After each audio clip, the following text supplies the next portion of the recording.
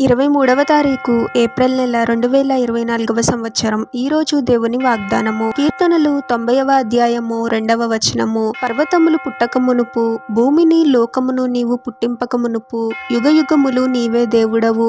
సహోదరి సహోదరులారా, ప్రభువు యుగయుగములు దేవుడై ఉన్నాడు. ఈ లోకంలో ఉన్న ప్రతిదీ, ఈ లోకము తాత్కాలికమే, కానీ ప్రభువు శాశ్వతము. ప్రభువు సృష్టిలో ఒక భాగము కాదు, కానీ సృష్టి అంతయు ప్రభు చేత సృష్టించబడింది. ఆకాశము, భూమి, పక్షులు, జంతువులు, మానవులు, ఈ లోకంలో ఉన్న ప్రతిదీ ప్రభు చేత సృష్టింపబడింది. ప్రకటన గ్రంథము 1వ అధ్యాయము 8వ వచనంలో ఇలా ఉంటుంది కదా: అల్ఫాయు ఒమేగాయు నేనే, వర్తమాన భూత భవిష్యత్ కాలములలో ఉండువాడను నేనే అని సర్వాధికారియు దేవుడినగు ప్రభువు సెలవిచ్చుచున్నాడు అని. ప్రభువు వర్తమాన భూత భవిష్యత్తు కాలాలలో ఉండు దేవుడు. ఆయన నిన్న, నేడు, రేపు ఏకరీతిగా ఉండే దేవుడు. ఈ సృష్టి అంతయు ప్రభు చేత సృష్టింపబడింది. సృష్టిని సృష్టించిన గొప్ప దేవుడగు ప్రభువునకు అసాధ్యమైనది ఏదీ లేదు.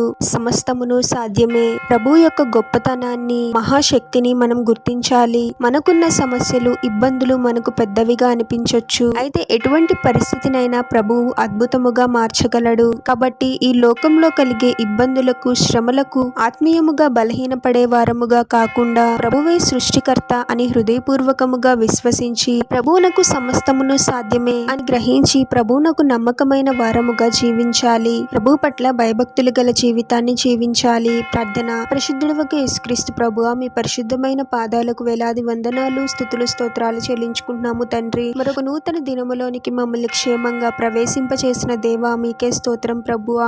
ఈ సృష్టి అంతయు మీరు సృష్టించినదే తండ్రి. అద్భుతాలను, ఆశ్చర్య క్రియలను జరిగించు గొప్ప దేవుడవు ప్రభువా. మీ బలము, శక్తి మా ఊహకు అందనిది తండ్రి. మీరే సృష్టికర్త అని, మీకు అసాధ్యమైనది ఏదీ లేదు అని గ్రహించగలిగే జ్ఞానాన్ని మాకు దయచేయండి తండ్రి.